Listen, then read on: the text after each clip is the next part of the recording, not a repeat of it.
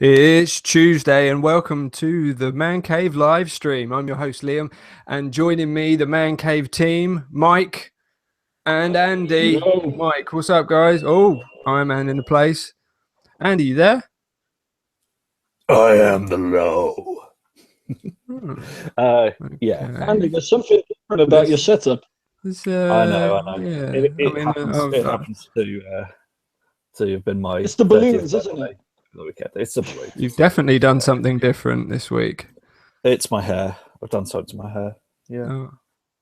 All right. So yeah, well, this is obviously what happens when you have a week off. You know, you kind of like, you come back with this kind of new persona. I've just lost it totally. It's good to have you back, buddy. We managed to just hold the fort. I mean, anybody joining in, obviously just skip last week because Andy wasn't there. Me and Mike we held the fort. It was just a filler, wasn't it? Really, it was just a filler for the archive. But so yeah, here we are, guys. So what have you been up to, Mike? What's going on, man? Well, I got this little thing here, which I can't stop playing with all the time. It's an oven glove. Yes. Is it? I got an oven glove via Loot Crate, and it was a Thanos. An infinity gauntlet. Infinity gauntlet. And it was great. It was absolutely, looked brilliant. It's still in my kitchen. And then got an email from Loot Crate to say that it should never be used as an oven mitt. It completely doesn't meet any regulations. Like, you will burn your hand if you use this as an oven mitt. I love that. No, that's very along the similar lines. I mean, I'm very familiar with such little things that Mike's got there, because I think I've got some for a certain outfit which I used on my stag. It's funny because it's like, I've got a bit of armor that goes with it, a bit of Iron Man armor, and it does actually say on the armor, please be aware, warning, please be aware, this is a toy and not real armor. Just in case you were going to jump off a building and try and fly off into the sunset. I mean, I do feel like I want to kind of like fight crime in it, but I don't think I'd be that crazy. I don't think it's going to, the plastic's going to fare well against some knife attack or something. It's not going to turn you into a billionaire playboy philanthropist, is it? It really isn't. I mean, it can't happen twice, can it, really? It really can't. Do you know what it's brilliant for, though? Like, if the lights go off and you need to find yourself around in the dark, you got this nice little thing here. Yeah, so there you go. Serves a purpose. Oh, I like it. It looks good. It makes all the noises as well. So, indeed, yeah, it does. Yeah, because we have a certain event happening this weekend, don't we? We do indeed. We do, yes. Yeah. But there's an event where all this stuff will make sense, obviously. But it's a private event for the ManCave team and friends and fans. That would be good, wouldn't it? If they were just like, "Hey, it's our fans and it's a party." Sausage fest. That would be a total sausage fest. Yes, you're absolutely right. Yeah. Apart from Sausage Fest 2K16. Apart from our partners, I would have. Or you just go, this summer, the Sausage Fest has come to town. In a world without pain. Cool. So, 3 men in a cave. And this is not. Look, I'm going to get all this set up, and then you're putting me to shame with your iPod headphones. It's crazy, man. Oh. But yeah. So what are you up to? Where have you been up to? I haven't catch up with you. Obviously, Mike, I saw you last week as well. Andy, have you been? You've been busy. You've been running about. I've just had lots of birthday stuff going on, so family, and some, the odd present and stuff. Got Batman v Superman on DVD for a birthday. So wow. You got that and not Civil War. I know. Really? See, I got Civil War instead on Blu-ray. I'm very grateful, though. Obviously, it's a lovely present. I feel like watching Civil War again. Just get myself Yeah. in the I mood for really the pie. yeah. I think that's what needs to happen. Right, It does. let's get down to it. Now, what should we start with? I think that we'll start last time we started with Mike, and I think he set the tone quite well. He's far more professional than my reviews, I think. So he set the tone quite well. So I think we're going to start with Mike at the moment. What you got for us today, Mike? Shall we start with graphic novels or TV shows? Well, I do have some graphic novel images up, so Okay. maybe. All right. I've read a very particular graphic novel, unlike any of the others that we've reviewed before. And this one is called Pyongyang, a gentleman called Guy Delisle. And it is very odd. It's very unique. It's actually autobiographical. It's about this French-Canadian cartoonist's stay in Northern Korea, in the Northern Korean capital, and he decided to jot down his memories of his experience and use his skills as a cartoonist to narrate the 2 months he spent there back in the early 2000s. And it's it's quite astonishing, really, because first of all, like the whole book is in black and white, and that is a deliberate choice because he is trying basically to convey what the mood was like living in Pyongyang, and that he felt like the way that best conveyed that was doing it in black and white. The actual the illustrations, as you can see from the front cover, they're reminiscent of a sort of like a satirical cartoon that you would see in like in a newspaper. Okay. And you find, and really, what makes this such a fascinating read is that a lot of us, let's be honest, are not going to have the opportunity in our lifetime to visit a place like Northern Korea, and I don't think a lot of us even have wish to do that. And so it feels like a fly on the wall account of what life is like in there, and at times it's surprisingly amusing. At times it's refreshingly devoid of all Western and capitalist influence, but there are other times, and more often than not, as you'd expect, it's actually quite grim and at times extremely uncomfortable. In one of the images that we just saw, there's a image of an orchestra of girls playing violin, I'll put and it on the main screen right now. violin. Sorry, I do not remember what that thing's called Accordion. right now. But yeah, accordion. Thanks. And it's and they say that at first he says, "Oh my God, they're all playing in perfect." They're all synchronized. But then he realizes the real strain they feel is not synchronizing the playing, but actually keeping their smile at all times while they're playing. This is Allowed to not smile while doing that. This is kind of airs back to some of the stuff that's come out of North Korea and the things that people are made to do publicly to kind of show the leader.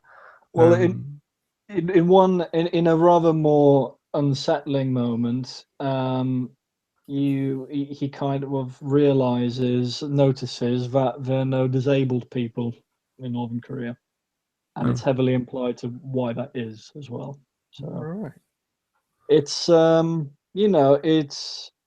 it makes for fascinating reading. One thing which it does throughout is he quotes 1984 by George Orwell.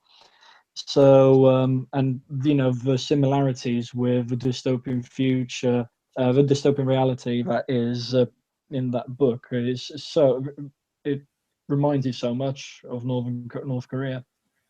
Very deep, very deep, very yeah. deep indeed. I like that. That's good. It's just because so graphic novels kind of like breaking a few political barriers there. Probably speaking from a place where that doesn't really have that much of a voice as well. I would have thought as well, because Exactly. You know, Yeah, I mean, that's- you even imagine what Kim Jong Un would say, say if he realized that a graphic novel like that would be distributed within his own country. Mm. You know. Yeah. Well, I mean, Well, they brought most of down the on most of yeah. the media is banned, isn't it? So, Yeah.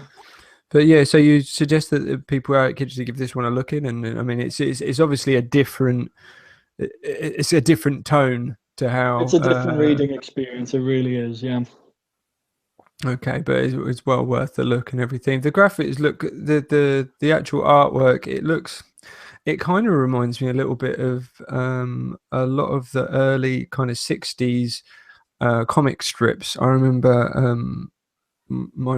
I've actually got a collection of comic strips from underground newspapers during the 60s and 70s Yeah. that my mum gave me, and they had like Freddy's Cat or the Fabulous Freak Brothers.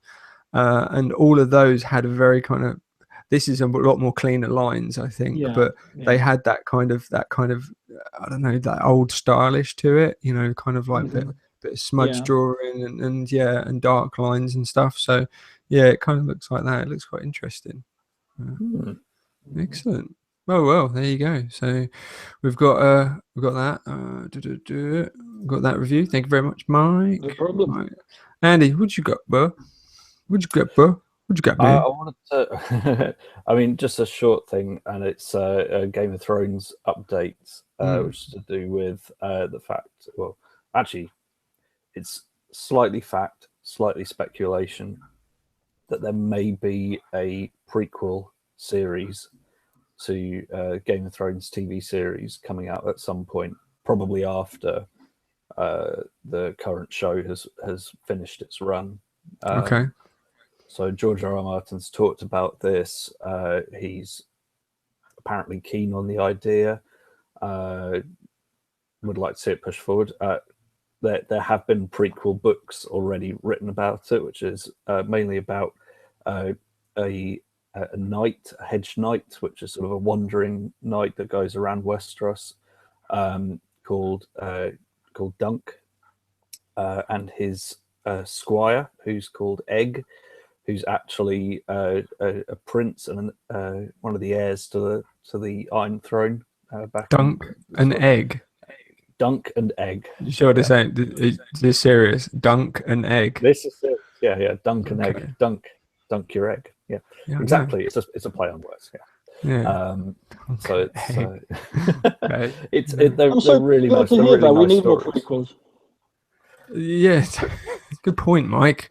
Just when I was thinking that we were getting away from prequels and we were having new IP, it was like, Prequel. I really like prequels actually when they work, because they When can do they break work, away- Andy? Please They give do- they examples. can- Please give examples when this has happened. Okay, well, I'll give the Dunk and Egg series as one, and that it's different from the actual series, so it's more, I guess, traditional fantasy, wandering around, doing good around the land and that sort of thing. So it's not really what you'd call high fantasy, where you've got magic and you've got strange beasts and that kind of thing. So this is more sort of fantastical writing that's just set in a very old place, very far away. You've really put me on the spot there. I am struggling to think of other prequel series. I'll give you one. good. It was First Class. X-Men First Class worked. X-Men First Class, I will happily concede. It worked. By the time you got to one of- Apocalypse, it was quite stretched, though, I find. Haven't seen it. Okay. I rewatched that recently, and yeah, it's a bit of a stretch. It's a good attempt, but it's a bit of a stretch. Which one? Apocalypse, which is X-Men Apocalypse, which is the X-Men third Apocalypse. Yeah. of the. I mean, Days of Future Past was great. They shoehorned a lot in, Yeah. and they introduced some new stuff, and it was good enough. And the cast kind of carried it, but then I don't think the writing carried it further. But there you go. Mm-hmm. Yeah. But obviously, Wolverine Origins was just like a stone cold, wasn't it? I mean, That was horrible. That was a horrible, horrible film. It I mean, is, and I'm not gonna lie, it was it was pretty terrible. dire. Yeah. I know, yeah, but look, I don't know. I don't know. Do you think though that Game of Thrones has got enough legs to actually go? Because you mentioned there was other prequels, there was other books in this. Now, is that fan fiction? Is that canon? I mean, I know they're struggling with getting George R. R. Martin to actually keep on the deadline in time with the TV shows. I know that they were just stalling the last one. I felt that they really were. I felt they were just playing for time because they had a lot to. Honestly, there was big gaps where it's just like, you know what, this is like a lost episode. You've kept me waiting until the last minute. They're waiting for the next book to come out, basically. But the prequels, I think he's written enough that you could. I think you've got about 5 stories that would make kind of 5 good miniseries in and of themselves. So it wouldn't actually take that much, and he'd probably have time to write a couple of more as well in that interim. Knowing his writing speed, it'll probably be 1 1/4. But yeah, it's it'll be interesting to see. I mean, I think that. I think it'd be interesting to see if they hold on to any more characters. This is they're going through cast like it's going out of fashion at the moment. Everybody's looking for work. Job centers full. Yeah, more so in the TV series than in the books. It's weird the way that it's worked out. The way they kill way more characters on the TV show. So well, we'll have to wait and see. Yeah. But I was having a discussion at work about the amount of CGI that's used in it as well. They seem to have gone. I think they've gone a bit too far into the CGI. Like it's kind of like there's a lot of it, but that's personal opinion. It doesn't make any difference with getting. Not with a TV series, it doesn't. So no, I suppose they got more budget than everybody else. So so I suppose what they can do. Yeah. Right. Go, Liam. Sorry. What have I got? Liam. Go, Liam. Go. Thank you very much. That's an awesome intro. Yeah, that was our star of the team there. Right. Now, I wanted to talk about a little bit of software. Guys, I've been playing Pokemon. Right. I've been playing Pokemon Go since it came out. Yeah. I think it's been a good summer. It's been a good summer pastime. I've done over 100k of walking thanks to Pokemon Go. Apparently, according to the actual app. I've got lots of Pokemon. In the town I live, it's not really a city, so we haven't really got that much. So we put a lot of effort in. It's now getting a bit stretched. I'm getting a bit stretched with it, and it's kind of like, I don't, I can't travel far to get all this. So I thought, I wonder what the Pokemon games are like. So I go online, have a look, and I look how much 3DSs are. I look how much DSs are, and all that, because that's really. That's the only way to get into it, to actually relive the catalog. I don't own a 3DS. I was seriously considering getting one. And then I found first of all, I found on YouTube what it was. And then I found an app which I can install on my Android phone, and it's a DS emulator. So I can actually play DS games on my phone now.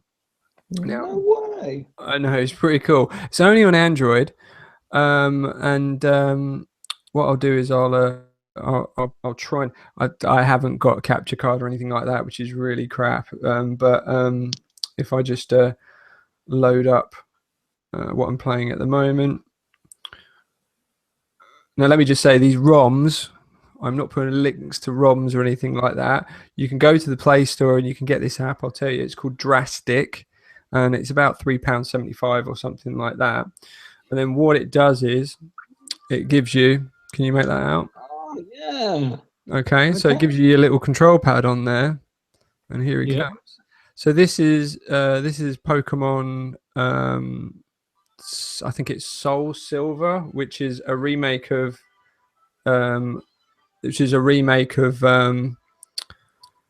think Gold and Red, I think it is. Right. And then it gives you a control panel. If I just load up something. And here I am, I'm in Pokemon. I'm playing on my phone. Cool. So this is the full game of Pokemon in all its glory. and and that's it really. I mean, I can play Mind at my blown. yeah, so I can play at my convenience with that, which is quite cool because I don't I don't want to go out and buy a DS. I mean, obviously, look, Nintendo, don't sue me or anything like that. So because it's just like these ROMs are available from sources. I don't know, someone gave it to me. I found it in a pub, and and In the pub, and of all and places. some dude left it at the table. I don't know who he was. He was in a black coat and he looked really shifty. And There's a so little hole in the I got cubicle. these ROMs and everything. Now I went out straight away and I actually bought a copy of the game, even though I don't own a DS. I've got it over there. So if anybody asks, I've got the game anyway. I own it.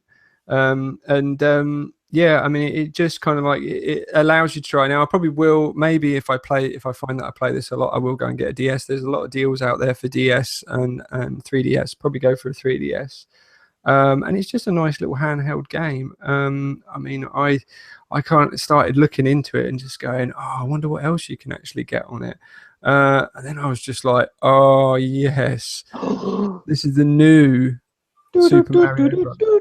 Mate. Now that's got to be a bit hard. Shut up, Michael. That's got to be a bit hard with the shoulder buttons, hasn't it? It is. I'm going to be honest. It is. Well, no. See, the shoulder buttons are up there at the top. See, so you got L and R up there. Now you can actually play it this way as well. If I there you go. You can play it that way as well. But where it really comes in handy,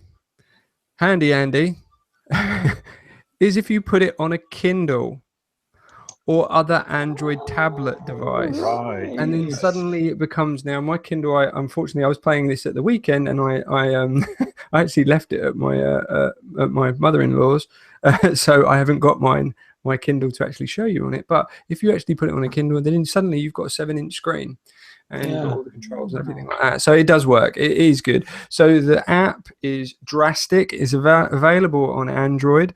You can get it from the Play Store. And like I said, it's about £3.75. The ROMs are available from such places like ROM Hustler and stuff like that, which you can find EMU, Paradise, things like that. I mean, it's great. I mean, if you get the genre and everything like that, I do not condone you going downloading these. I said you've got to do what I did and actually go and buy a real copy, and then play away. But if you're really finding that you're actually playing this stuff, like most of this stuff that I emulate, because I've got emulators on my PC and everything for lots of old games consoles. If you like them, then just buy the console, or if you can't get hold of the console if it's too old, obviously. But if it's a current gen console, then by all means buy it. And yeah, and that's what I suggest is a good thing. If you've got an Android device, get on it. Yeah. iOS, not so good, I'm afraid. If you've got an iPhone, it's not really available. We've got other things to keep us, busy, and I'm sure there's new Angry Birds out now. But, do you guys play Marvel Puzzle Quest? I love Marvel Puzzle Quest. I know. I've got a lot.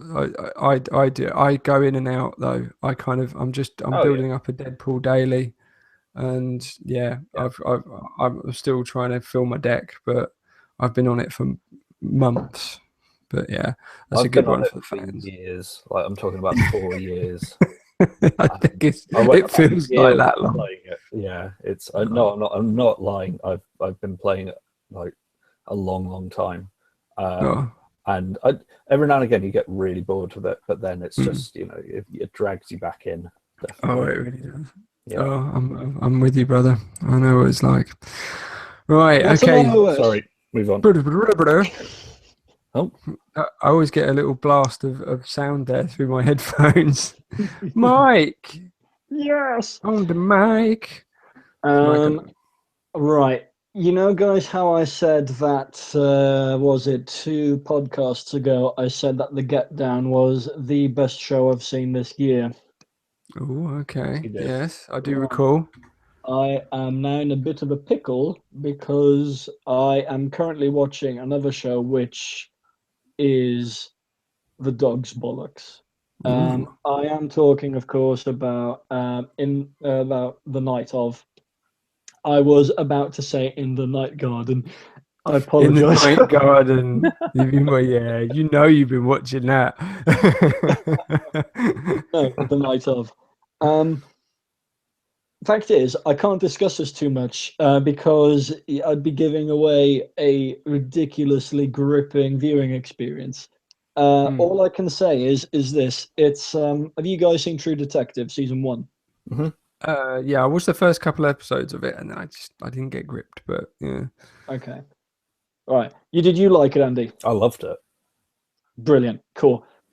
I loved True Detective season 1, and I was so excited about True Detective season 2. And then then season 2 happened, and the rest is, that's the end of that story. It's almost as if someone who watched True Detective season 2 went, right guys, I'm gonna get you the season you deserved, and went ahead and made the night of. It is that I don't recall seeing a pilot so that kept me so much on the edge of my seat as that did. It's what I can say is it's kind of like it's a murder mystery / legal courtroom drama, and I really can't say much more than that, other than the performances by the two lead actors, John Turturro, who's brilliant and great in everything. He was in The Big Lebowski. He was in Miller's Crossing. He was unfortunately in the Transformers films, but he's amazing. I must And admit, John Turturro didn't deserve those Transformers films. I kept did looking not. at it, going, "You are so much better than this." He really is. But you know what? I'm going He probably needed to pay for his pool, and I do not blame him for that. Every once in a while, a man needs to make a living. And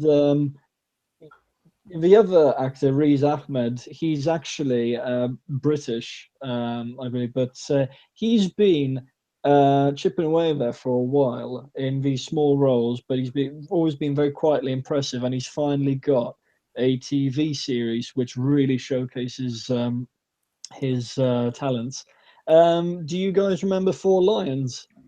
Yeah. Yes, brilliant. Yeah, he was the main actor in that. Yeah. It's Chris Finch, wasn't it? And And wrote that one, was it? yeah, and he was also in Nightcrawler. Yeah. Sorry. And he was in Nightcrawler 3. Was it 3 or 2 years ago? I think 2 years ago. Yeah. And Jake Gyllenhaal. yeah, with Jake Gyllenhaal. Yeah, he was Jake Gyllenhaal's assistant, like driver, like that. But no, I mean, I know it's frustrating if I can't say more because I would be spoiling it. All I can do is highly recommend it and suggest that you get on it. If you've got Sky, watch it. If you don't have Sky, get Now TV and watch it. You will not be disappointed. Cool. Okay. So I mean, well, I like us to say spoiler free. So Yeah. I guess that's it. But highly recommended.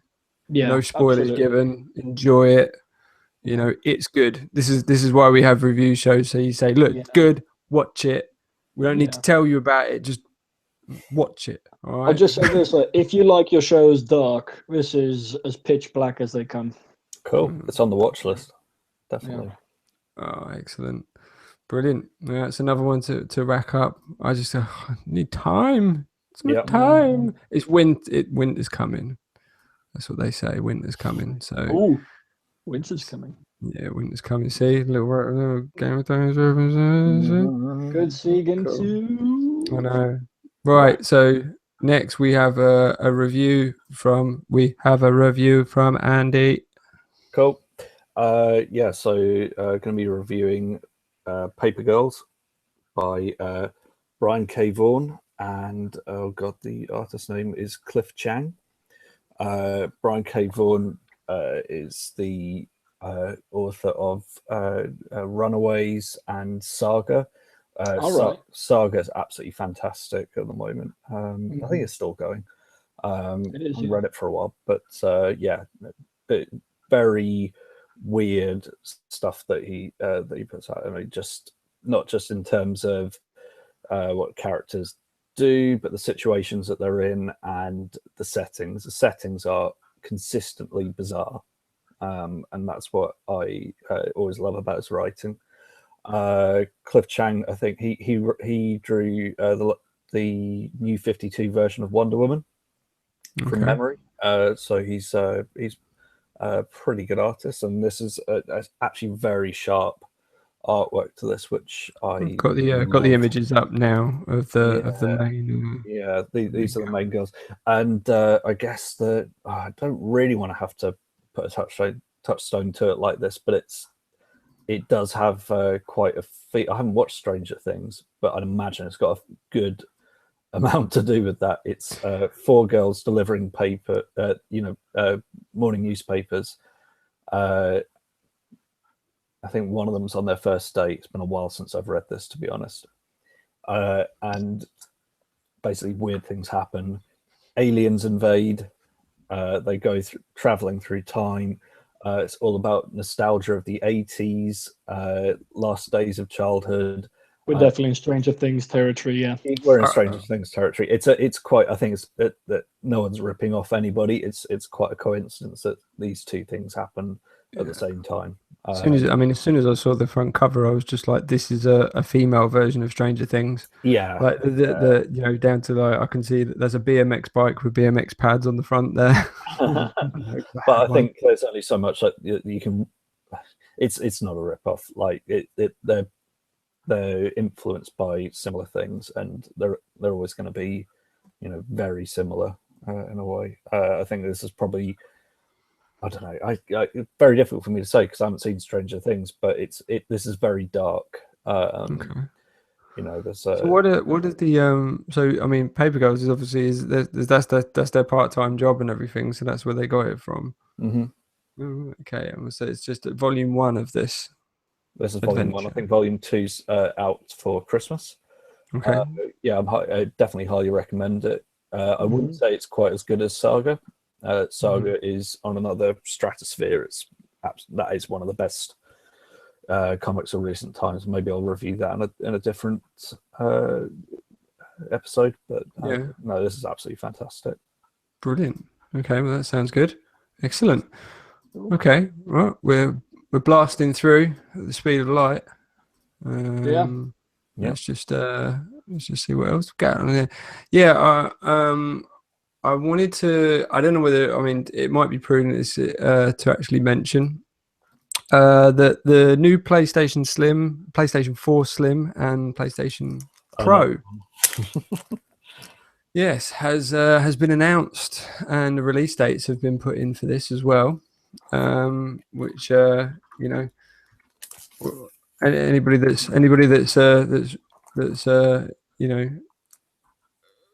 put off buying put off their purchase of a next gen console. How quickly it's coming up 4 years? It must be coming up 4 years. I think PlayStation Vita came out. No, what the hell was that? Hold on, my bad. Sorry, that was a no, it was. I think it's coming up 4 years since the actual PlayStation came out. Oh yeah, sure. Yeah, since the PlayStation 4. Yeah, since the PlayStation I think it's 2013 when it came out. Yeah.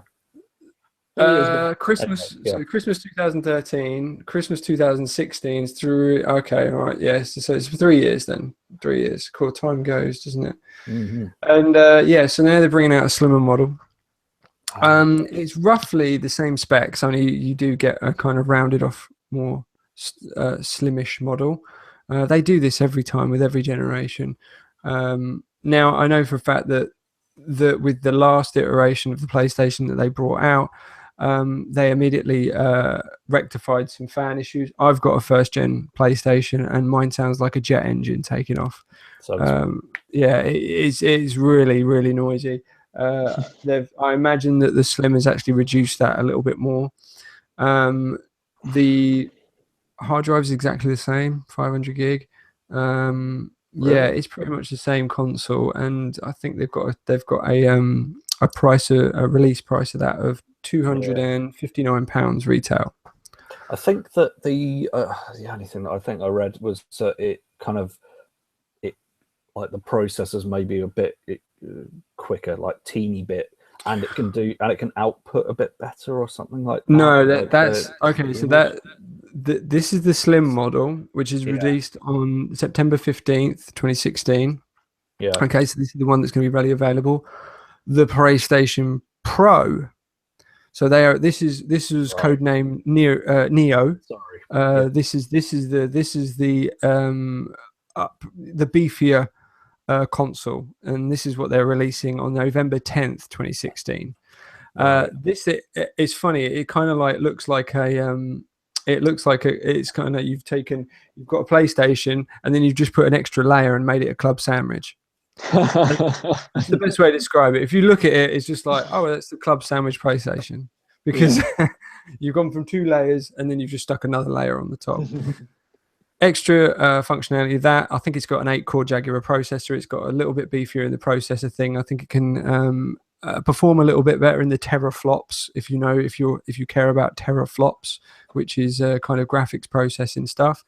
Care about them. I'm terrified of them. Yeah, well, I mean, mate, I tell you what, once I got too many teraflops and I had to apply cream. It was terrible. Yeah. So you with your teraflops, you've got an extra processor there. You've got an extra graphics processor. You've got the you got a bit of extra. I think you got some extra memory. No, I think you haven't got extra memory. You got to throw me off with teraflops now. Sorry. No, I think you're okay with extra memory. You got 1 terabyte hard drive, and the main difference is that it can output at 1080p, which is 1080p. I think everything's native 1080p, and then I think it can go to 4K HD. So if you guys, which I think everybody was doing it, waiting to pull the trigger on that 4K TV. Then we've actually got a games console which properly supports it. That is going to be retail at £349, which do you know what? If I didn't have a PlayStation, I'd be like, that is not a bad price for an upgraded, upgraded PlayStation model. That's not bad. Graphically, I don't think you're going to see the difference. I think if you've got a massive 4K TV and everything, I mean, it's already outputting at quite a rate. So yeah, I don't know whether it'd be worth going out and getting. But yeah, it's a matter of preference. It's the same thing as when 3D came out. It's just like, oh, should I buy a 3D TV? Because it's new now. It's pretty much gone. 3D TVs, I think you find 3D on some random button on your control sometimes. Yeah. Also, with that announcement as well, the prototype for the PlayStation VR came out at a live event as well 2 weeks ago, and that thing's looking like it's going to hit this year. That's going to retail at about £350 as well, and it's going to be a full VR. It is going to be in your console version of a full VR system, so you will be able to put that on and go into a VR world. Are you interested in that? I'm intrigued by it. I was actually considering getting a graphics card, one of the Radeon graphics cards, because they came down in price to actually support that, which is an entry level VR. And then thinking about going into it, I don't know. I'm tempted to try it on my phone. Because I've got a Huawei P9. Unfortunately, most of the headsets that are available out there are native to Samsung, because it's got Samsung Gear VR and stuff like that, which are about £30. You can get them for as cheap as £30. Huawei's not actually got their one, but all it is you have an app, you put your phone into it, and boom, you've got a VR headset. I'm intrigued about it. I don't think I've experienced VR properly. I think once back in the 90s or something like that, when you had one of those blocky like things that you walked around in. It wasn't very impressive. It was like a bit like Lawnmower Man graphics. Or that what was that BBC TV series where you had the not Games Master, but something like that? Oh, what, Nightmare? Oh mate, if only it was like Nightmare. Oh, Nightmare was awesome. Oh, if you're not, I mean, I grew up on Nightmare, so but Nightmare, they actually did a remake of that up on YouTube. They got a bunch of YouTubers in, and they actually shot it at the original ITV studios up in Sheffield, I think it was, or Yorkshire, and they actually reenacted a whole episode of Nightmare with the original cast. And funnily enough, one of the key cast members is I want to say this right. Is her name Dobby out of Peep Show? Yeah. Oh yeah, Yes. yeah. She was in. It is, yeah. So it was. That is on YouTube. That is it. I mean, that's a good laugh to actually watch that game come back again.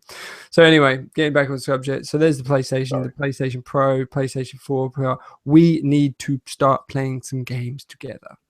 I'm just putting that out there because we have a Twitch channel. We need to start using it, I think. Yeah. And it'd just be a good thing to just like, everybody gone to bed. Let's stand on the PlayStations and on one Saturday night and let's have a game or something. Break loose, man. Just not this Saturday. Not this Saturday, no. No, there's other games to play on this Saturday. Oh yes. Oh yeah. So there, that was it. Cool. Okay, so the Emmys.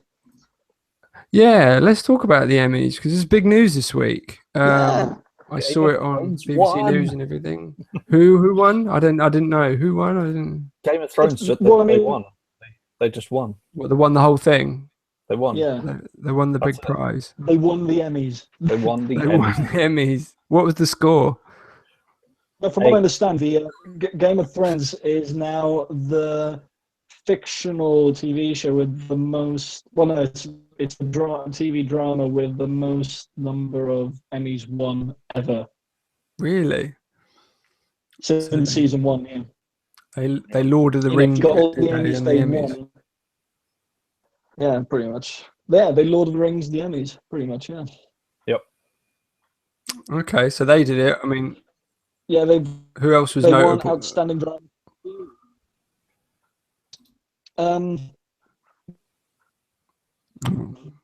Veep won outstanding comedy series. Any of you guys watch Veep? Nope. Veep. No, I don't think I've. At the end of that conversation, it's brilliant. It's by the same guy who did The Thick of It. Have you guys ever seen The Thick of It? Yes. Good. Fine. Armando Iannucci. He was showrunner on Veep, and in these, how can I say, very times you need like Veep feels even more relevant. It's just fantastic how hilarious it can be, just taking very mundane subjects from politics and actually turning them into hilarious episodes. It's really good for that. And Julia Louis-Dreyfus won outstanding lead actress in a comedy series, and she's pretty much the funniest American TV at the very least. Okay. Just to let you know, Mike, I think we lost you in and out a little bit there. Got most of it. Anyway, we did get most of it, and Veep does sound like a very interesting one. Well, the other show that won, that cleaned up, which I'm a really big fan of. I know that you guys go on a lot about Game of Thrones, but to me, the real big one. Was what? Oh no, we'll never know. He's frozen. It's frozen in time. Oh, look at that. I might actually just. No, I can't. I was going to actually highlight him there. Oh, you can see his face. He's on. He's off. He's on. He's off. Can you tell it, Mike? Can you tell your wife to stop watching Netflix or something? I will if I had a wife. Sorry. What was the show, Mike, that you were? There you go. You totally stopped there, dude. People versus OJ. Oh, okay. People versus OJ. Oh, all right, I got that one. That was really cool this year. I really liked that. It was a mini series, but yeah, I found that really interesting. Fact is, it's all based on what really happened, and at times you're watching the show going, "This looks really like far-fetched. What the hell?" He's like, "No, it all actually happened," and you don't realize that the O.J. Simpson trial would make an actually really entertaining TV. Yeah, I need to watch that definitely. Series. I love that Maggie Smith won for her role in Downton again, like for the 4th or 5th time, and for the 4th or 5th time, did not pick up her award. You know what? I've got a theory, but I don't think this is that far fetched. But Downton Abbey went on so long purely because the Americans loved it so much. Oh, definitely, yeah. They made so much money out of that. Oh, it was very much adapted for an American audience in the late stages, wasn't it? I mean, oh my God, it's so British. No, it really isn't. We really don't talk like that. But anyway. Yeah, I know. And there's the Rami Malek as well. I did actually see that he actually got an award. You might want to ask Andy about him because I'm not the biggest Mr. Robot fan. So. Mr. Robot. I've only watched most of the first series, and yeah, it's good. He is bloody excellent in that. Actually, he plays someone with autism. Yeah, it's definitely autism. And I think he's slightly bipolar as well. And just the way that he is able to portray that, and very, very difficult divorced part from to reality, play. Isn't it? Yeah, it is. Yeah, he is, and the way that he impresses his own beliefs and his own views of the world onto reality is very jarring, very odd. But I really like it so far. I've enjoyed what I've seen of it so far. I think Christian Slater makes quite a good appearance in the ones that I've seen. He's quite a strong character. I was like, yeah. It's good. The guy never ages. Christian Slater. I think he has, to be honest. Do you think? He still looks quite young to me. I'm just like, you should look a lot older than. Considering the dress he does too. So. Yeah. Maybe. Cool. But I need to get one last mention in because this is such an important result, I think. Are you guys familiar with Orphan Black? Yeah, watched a couple of episodes.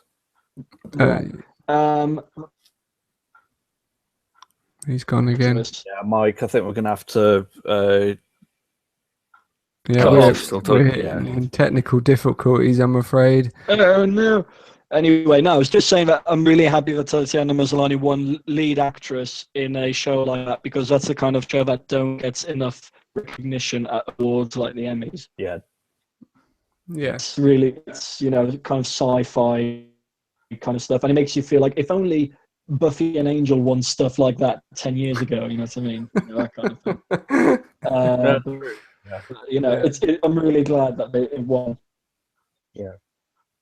That's cool. I mean, TV is the new Hollywood, man. I mean, the Emmys are. I mean, the TV coming out of America now, and I mean, from the UK too, and from the UK. I was going to say, but it is really great, and I think because of the online technology, I'm going to get in my technology hat again. Because of the on-demand system now, people can have very complex stories played out in front of them at their convenience without having to go to a movie theater and have it all thrown up at them in a 2-hour period or a 90-minute period.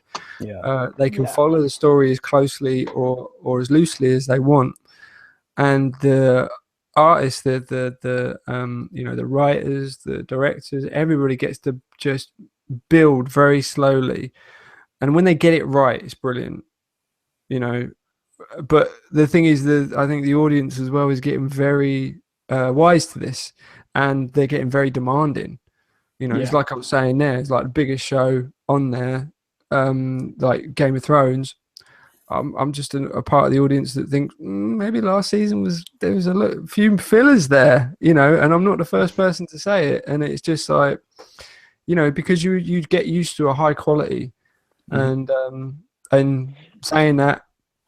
Big show, looking forward to Westworld. I'm really, really looking forward to Westworld. Definitely. Yeah, that's one that we're definitely going to have to discuss.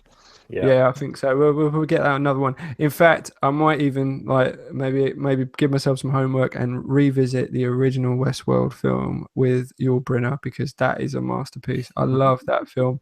It is so 70s. It is so sci-fi, early 70s, 70s sci-fi. It's just.